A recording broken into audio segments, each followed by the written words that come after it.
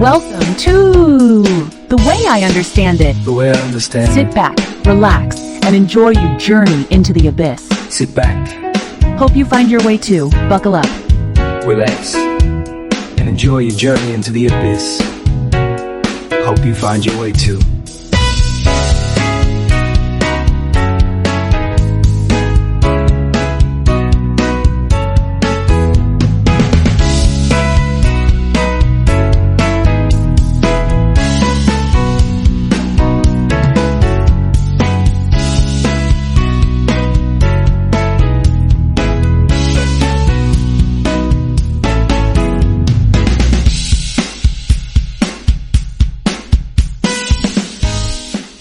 Hello and welcome everyone. You're listening to The Way I Understand It, podcast hosted by Gaurav Patnaik, chemical engineer and MBA by education, seeker and solver by choice, author and educator by accident. Just listen in, ponder, question, and see the world differently.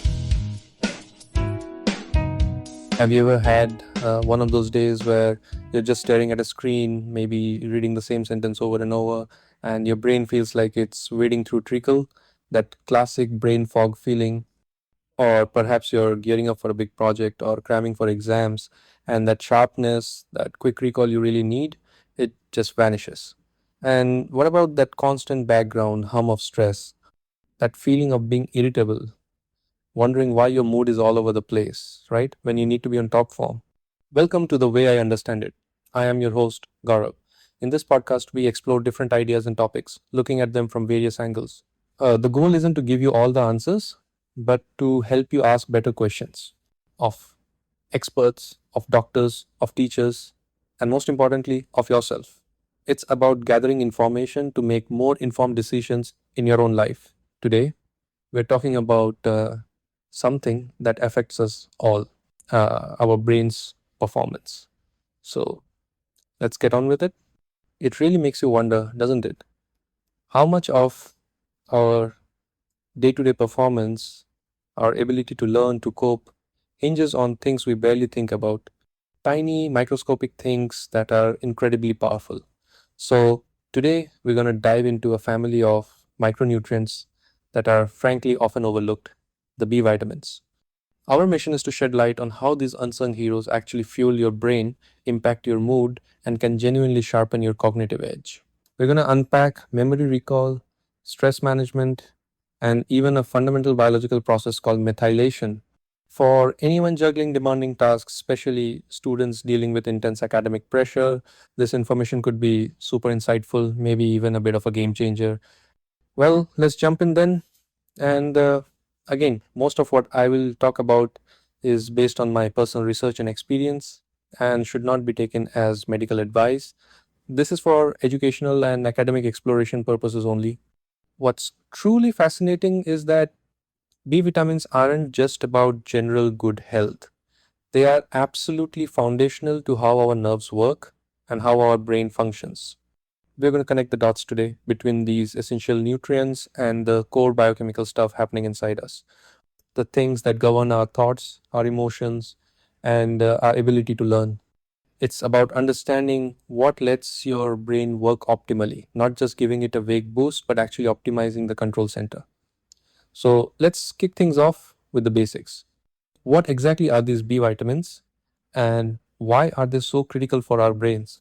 Well, they're often called the brain's best friends or essential fuel, and that's pretty accurate. I like thinking of them as collaborators or maybe energy architects. They're a family of 8 distinct vitamins, and they're all water soluble. That water soluble part is key.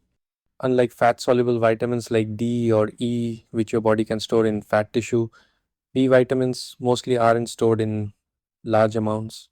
B12 is a bit of an exception, the liver holds on to some of that. But for the most part, you can't just load up once a week. You need a consistent daily intake from your diet because your body just flushes out what it doesn't use relatively quickly. Their main role is as coenzymes. Think of them like tiny little keys or maybe spark plugs that unlock the power of enzymes. Enzymes are the workers in your body, that do specific jobs, and coenzymes are the helpers that allow them to do it.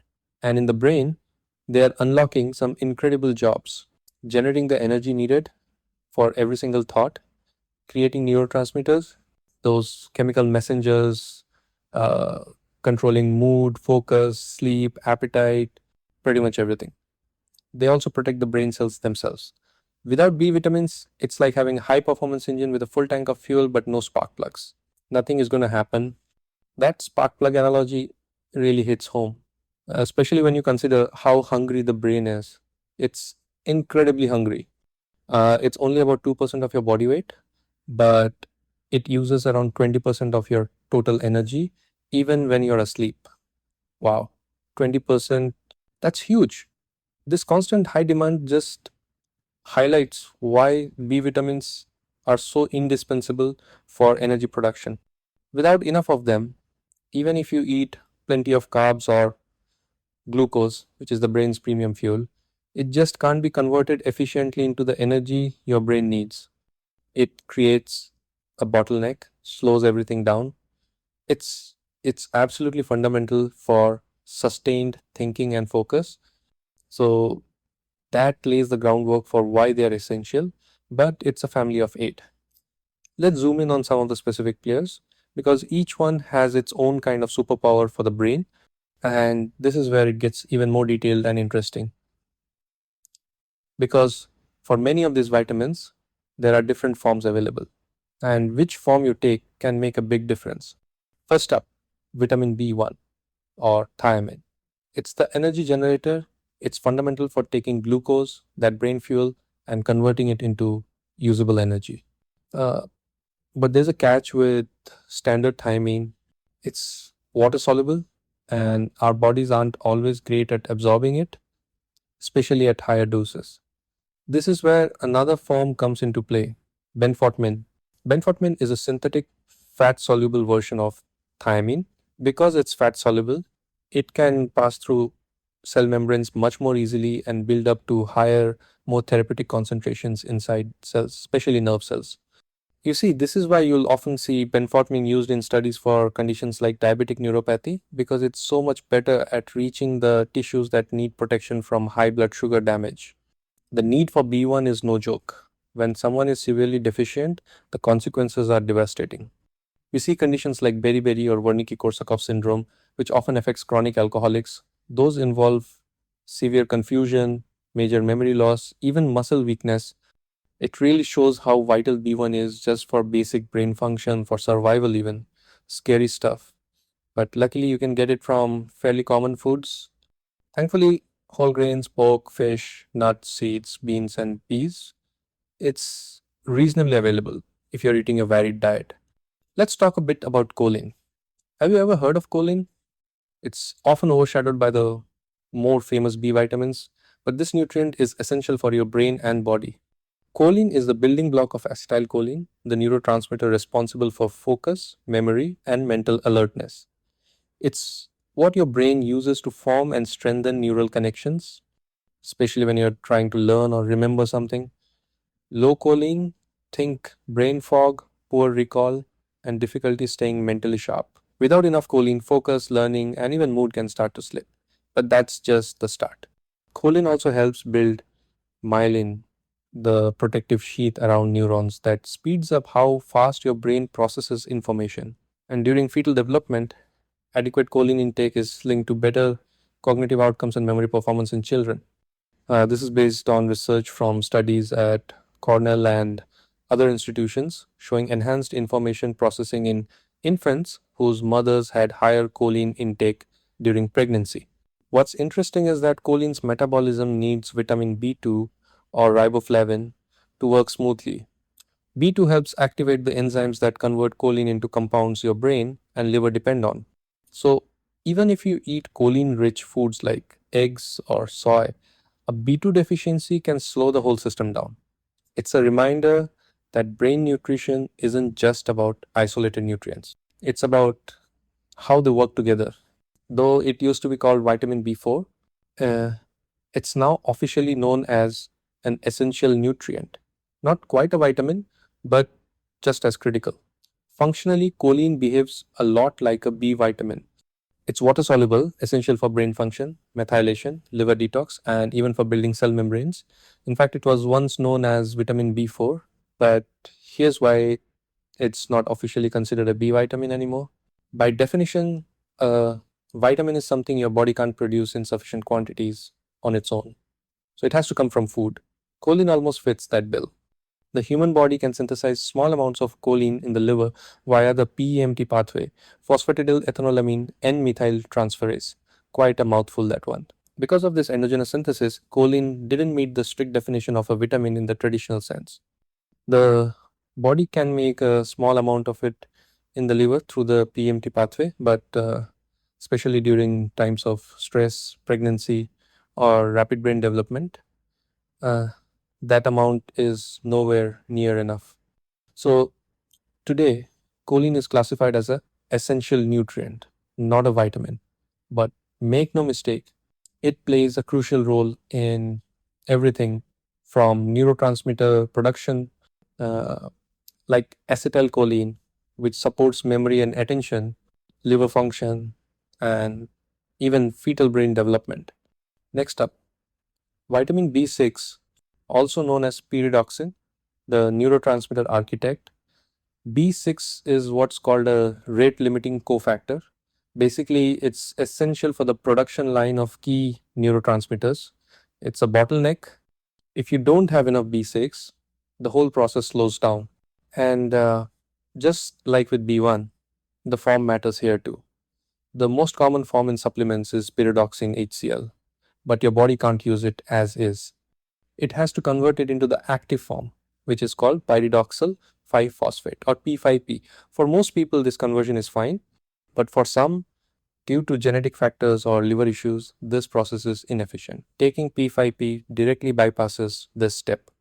You're giving your body the ready to use form of B6, which can be more effective for supporting neurotransmitter production. And which neurotransmitters are we talking about? The big ones. Serotonin, crucial for mood, sleep, and appetite. Dopamine, think, motivation, focus, pleasure. And GABA, your brain's main calming or inhibitory neurotransmitter. GABA. So, B6 is like the brain's natural chill pill in a way. It's essential for making GABA, which helps put the brakes on when your brain gets overactive, reducing that mental noise. So, you can see if you're low on B6, your mood takes a hit, irritability, anxiety.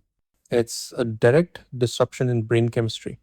Good sources are things like chickpeas, beef liver, tuna, salmon, chicken, potatoes, and bananas. Now, vitamin B9, folate, the DNA defender. Yes, folate is absolutely essential for making and repairing DNA. Think about the continuous creation and maintenance of all your brain cells. Neurons, support cells, they all depend on folate. We touched on this before, but it's worth expanding on. The key difference is between folate, the natural form in food, folic acid, the stable synthetic form used to fortify flour and in many basic supplements, and the active form your body actually uses. That active form is called L-methylfolate or 5-MTHF. Why does this difference matter so much? To get from the synthetic folic acid to the usable methylfolate, your body needs an enzyme called MTHFR. MTHFR is an abbreviation for methylene tetrahydrofolate reductase, an enzyme produced by the MTHFR gene. This enzyme plays a vital role in processing folate and other B vitamins, converting it into a form the body can use for various functions, including DNA methylation. Mutations in the MTHFR gene can affect this process, potentially leading to health concerns.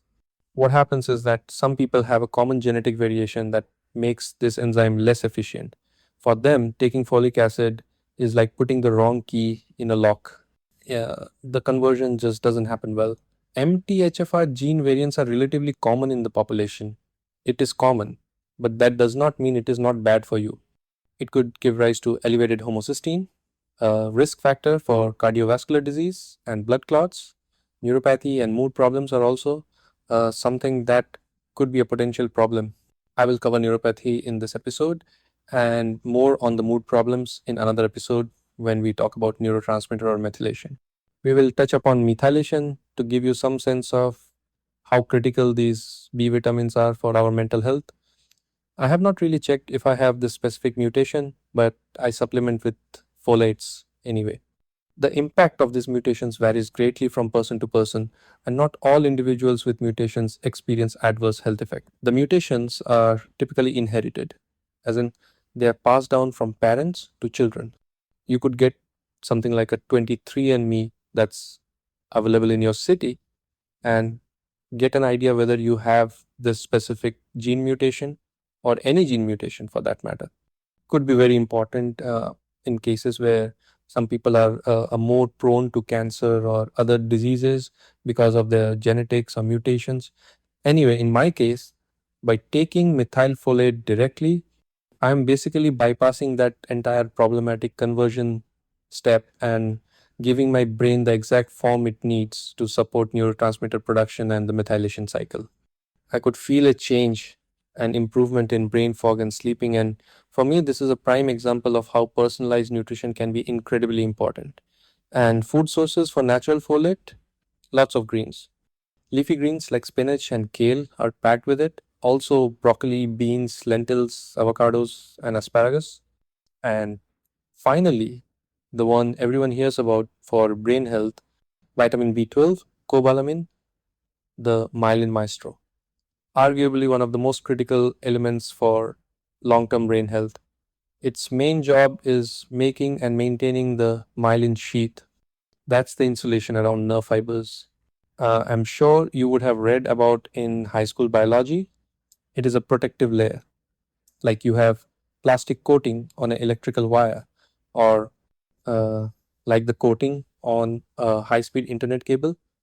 It allows nerve signals to travel quickly, efficiently, and accurately. Without good myelin, signals slow down, get distorted, maybe even short circuit. This can lead to all sorts of problems, nerve damage, which I think can be irreversible. Then there's memory loss, confusion, coordination issues, and yes, that really common complaint student and young professionals feel it very often. The bane of modern distraction filled living, brain fog. And here again, the form of vitamin you take is a very important detail. Not all vitamin B12s are the same. The most common form you'll find in fortified foods and in supplements is cyanocobalamin. It's very stable and cheap to produce, and probably that's why it is so commonly available. But for your body to use it, it has to cleave off or remove a cyanide molecule, the cyano part of the cyanocobalamin, to really turn it into a usable form. Now, the amount of cyanide is minuscule and considered harmless, so don't worry about that. But it's still a conversion process that requires metabolic energy. The alternative, which is increasingly popular, is methylcobalamin. This is the form of B12 that one should be taking. Perhaps cyanocobalamin is cheaper and that is why it is more commonly available. But the way I understand it, one should be taking methylcobalamin for sure, because the methyl group it contributes will help with the very important methylation process. This is a active form of B12, meaning it's already body ready. It doesn't need conversion, and it provides a methyl group that the body can use for processes like, you guessed it, methylation. So from my point of view, methylcobalamin is a superior and perhaps better form of B12 for supplementation. And the tricky thing with B12, regardless of form, is where you get it from in your diet. It's found almost exclusively in animal products: meat, fish, poultry, eggs, and dairy. This puts certain groups at risk. Vegans and sometimes vegetarians too are at high risk of deficiency. They really need to focus on fortified foods or take supplements to avoid serious long term neurological issues. So, we've heard about these individual B vitamins: B1, B6, B9, B12. They're clearly powerful on their own, but they often work as a team. They absolutely do. They work in concert. And one of the most crucial collaboration involves that process we mentioned earlier, methylation. It's not just about their separate jobs, but how they interact. This teamwork raises a key question. How do they protect the brain from specific threats? This is where the homocysteine connection comes in, and it's critical. Homocysteine, what is that exactly?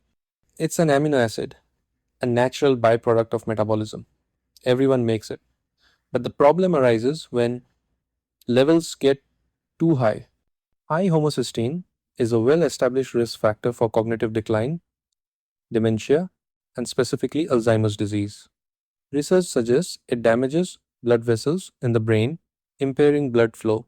So, less oxygen and fewer nutrients get to brain cells, precisely. Plus, it promotes oxidative stress. Think of it like cellular rust, damaging neurons. And some research even suggests it might increase those sticky beta amyloid plaques and something called the tau tangles, which are associated with Alzheimer's. Nasty stuff. These tau tangles are something like neurofibrillary tangles, are abnormal clumps of a protein that accumulate inside neurons, primarily in the brains of individuals with Alzheimer's disease. These tangles, well, they disrupt the normal function of neurons, interfering with their ability to communicate and ultimately leading to cell damage and death. So, how do B vitamins fight back? Through methylation, of course. Whenever I eat a lot of meat, which I know could increase my homocysteine levels, I just make sure I take my B6, B9, and B12 combo. For methylation, of course. You see, methylation is this fundamental biochemical process where B6, B9, the folate, and B12 work together beautifully. They take that potentially harmful homocysteine and convert it into other substances, mainly harmless, sometimes even beneficial ones like methionine or cysteine. It's like an internal recycling and detox pathway. That's a great way to put it. But here's the crucial part. You need all three of those B vitamins, B6, B9, and B12, for this cycle to work properly. If you are deficient in any one of them, the whole process gets disrupted. Methylation is also critical in the processing of thyroid hormones and production of glutathione, body's own natural potent antioxidant. That gives us such a beautiful perspective on how crucial our liver is to our physical and mental health. I just cannot overstress it. I will cover them in details in another episode, and they are so crucial and yet so little known about outside probably the medico academic circles.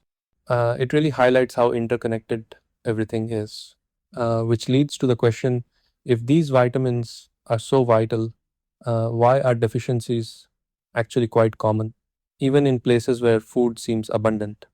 That's the paradox, isn't it?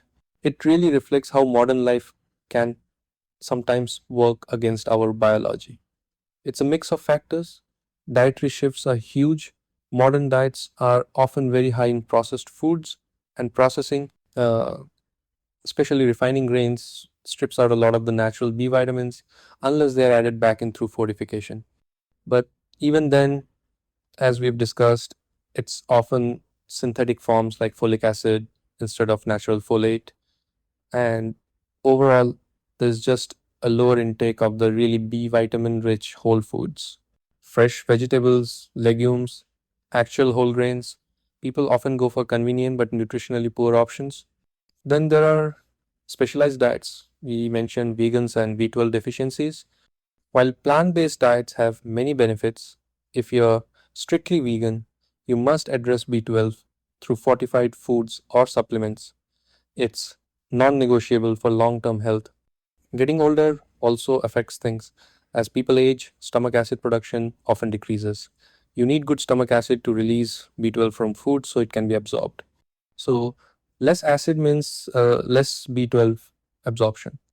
Conditions like celiac disease, Crohn's, or atrophic gastritis can also damage the gut lining and severely impair B vitamin absorption in general. Gut health is really key here. And what about things we take? Medications. Some common long-term medications can interfere. Proton pump inhibitors or PPIs used for acid reflux work by reducing stomach acid, so they can hinder B12 absorption. Metformin, a common diabetes drug, can also affect B12 levels over time. So it's worth being aware if you're on those long term and having a conversation with your doctor about monitoring or supplementation. And finally, lifestyle factors, stress and alcohol. Chronic heavy alcohol use is notorious for depleting B vitamins, especially B1, which contributes to the neurological problems seen in alcoholism. And chronic stress, whether it's from exams, work, life, that also burns through your B vitamins faster, creating a vicious cycle.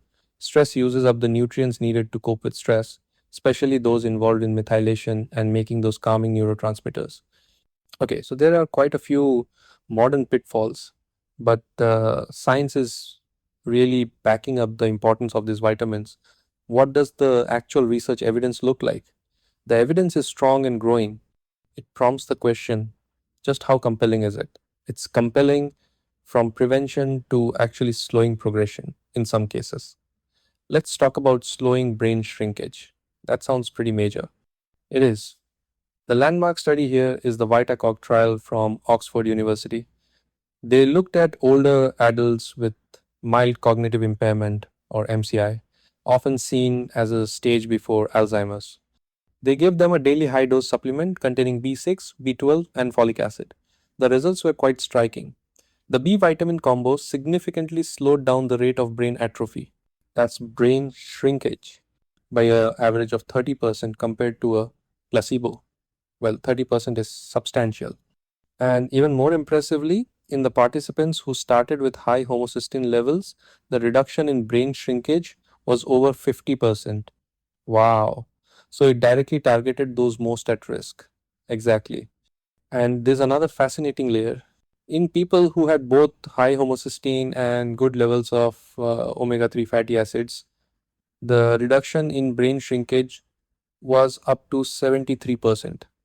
73%. That shows incredible synergy between nutrients.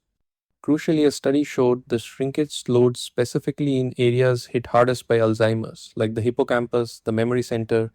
The bottom line from Vitacog is powerful. While B vitamins aren't a cure, keeping levels of B6, B9, and B12 optimal is a key preventive strategy and can genuinely slow progression in the early stages. Well, that's huge. But what about mood, depression, and anxiety? Also, strong evidence here for a supportive role. Consistently, studies link low levels of B6, B9, and B12 to a higher risk of depression and a poorer response to antidepressant medications. This makes sense given their roles, B6 for serotonin and dopamine, and B9 and B12 for the methylation cycle, which heavily influences mood regulation. A 2022 study from the University of Reading was interesting. They found that high dose B6 supplementation for just a month significantly reduced self reported anxiety and depression. They think that was due to boosting GABA production. Uh, Remember, B6 is key for making GABA the calming neurotransmitter. So, more B6, potentially more GABA, leading to a calmer state. So, it's often used alongside standard treatments as an adjunct therapy. It can potentially help antidepressants work better, offering a biochemical boost if you like. For diabetic neuropathy, nerve damage from diabetes, B1, B6, and B12 seem to be neuroprotective. This was important to me during my research since both my parents are diabetic. And although doctors may forget to warn you, but nerve damage leading to eyesight issues, especially in the retina, is one of the many dangerous but probably preventable side effects of diabetes. I suggest you look up more on it, if not for your own health, then at least for some loved ones and especially your parents. Benfortmin, that special form of B1, has shown promise in neuro or nerve protection, reducing pain and improving nerve function, possibly by protecting nerves from high glucose damage. I think that primarily is because it can enter those nerve cells, which is not easy. For migraines, some evidence suggests B2 riboflavin along with B6, B9, and B12 might reduce frequency or severity, perhaps by helping with energy production in brain cells or by lowering homocysteine. For psychiatric conditions like schizophrenia, there's some preliminary evidence suggesting high dose B vitamins might help reduce symptoms when added to standard antipsychotic treatment, especially started early on. And for carpal tunnel syndrome, there was some earlier interest in B6, but more recent reviews say the evidence is pretty inconsistent or limited. So the evidence varies, but it's clearly strong for cognitive decline and mood support. Now, let's bring this right back to the listener, especially students. What does all this mean for someone facing exams, deadlines, and needing peak mental performance? This is where it gets really practical. Think of B vitamins as a student's secret weapon. First, for sharper memory and recall, B12 is vital for that myelin sheath, the nerve insulation. Better myelin means faster, clearer nerve signals. So, when you're trying to recall that complex formula, it comes back quicker. And B9 folate is essential for making and repairing brain cells, helping to lock in what you're learning. For focus during long study sessions, B6 shines. It helps make dopamine and norepinephrine critical for maintaining attention. Better focus means more efficient studying. And for managing stress, B6 is key, again, because of its role in making GABA, the calming neurotransmitter. It can help quiet those racing thoughts and reduce anxiety. And don't forget B9 and B12 as mood stabilizers to help maintain a positive, motivated outlook. And finally, for sheer brain fuel, B1, thiamine, is the prime energy generator, converting carbs into the glucose your brain needs to run. It helps prevent that mental crash and keeps you going. This is extra important because, let's be real, uh, the typical student lifestyle can work against you. The diet dilemma, lots of instant noodles, takeaway, caffeine, and skipped meals is often low in B vitamins to start with. Then pile on the high stress and lack of sleep, both of those deplete B vitamins faster. And the occasional party involving alcohol makes things even harder, especially for B1, contributing significantly to brain fog and fatigue the next day. Understanding these connections helps you see why supporting your B vitamin intake is so important during student life. But the good news is, you really don't need expensive supplements or fancy superfoods. Lots of B vitamin rich foods are cheap, accessible, and easy to work into a student routine. Let's make a student's brain boosting shopping list. For memory and recall, 12 and B9, think eggs, milk, yogurt or dahi, spinach, lentils or dal, and chickpeas or chana. For better focus and less anxiety, chickpeas, again, bananas, peanuts, potatoes, and chicken. For sustained energy, lentils and beans like rajma, whole grains like atta roti, peanuts again, and sunflower seeds. It's interesting how things like lentils, chickpeas, and peanuts keep popping up. They really are nutritional champions for students. If you had to pick just a couple of true student superfoods for brain health on a budget, eggs and lentils would be right up there. So, how can a student easily weave this in? Tip 1: start your day smart. Ditch the plain biscuits, grab a banana instead, or have some fortified cereal with milk. Tip 2: power up your dal. Seriously, make lentils and beans a regular thing. Maybe add some spinach to your dal while it's cooking. Easy way to boost folate. Tip 3: snack smarter. Instead of chips, grab those peanuts or keep a couple of hard boiled eggs handy if you can. Small choices make a big impact over time. Now, what about supplementation? It's definitely necessary sometimes. Vegans and most vegetarians absolutely need a B12 supplement. Older adults often benefit, as do people with diagnosed gut conditions or those on specific depleting medications. Um, well, for the average healthy student eating reasonably well, it may be not essential, but it could still be beneficial during high stress periods. But the crucial advice is always talk to a doctor first. A healthcare professional can assess if you actually need it, maybe suggest blood tests, and guide you on the right form, like recommending methylated B vitamins if you have that MTHFR variant, or suggesting P5P instead of standard B6. Taking super high doses of one B vitamin can sometimes mask a deficiency in another. Um, so often, If supplementation is needed, a balanced B complex makes more sense. Targeted and informed is the way to go. It's definitely not a case of more is always better. Well, we have covered a lot of ground today, from their basic role in energy right through to complex stuff like methylation, homocysteine, and even the specific forms of each vitamin.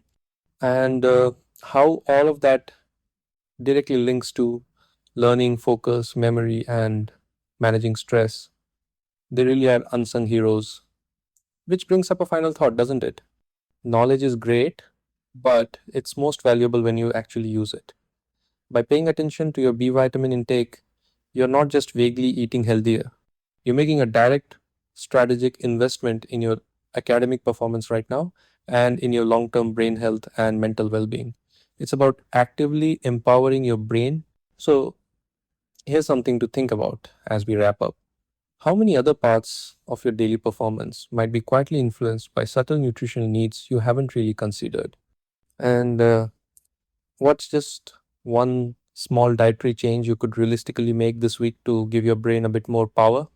Just a quick disclaimer, the information shared in this podcast is for educational purposes only and is not intended as medical advice. Please consult with your doctor or a qualified healthcare professional for personalized guidance regarding your health and nutritional needs. Thanks for listening to The Way I Understand It. We'll be back soon with another topic to explore. Until then, keep learning, keep understanding, keep questioning. Thank you for listening to The Way I Understand It. If this episode made you think, share it with someone who you think should know more about things. Don't forget to like, follow, share, and send in your own questions. We will explore them in a future episode. Until next time, keep questioning, keep learning, and I'll see you in the next one.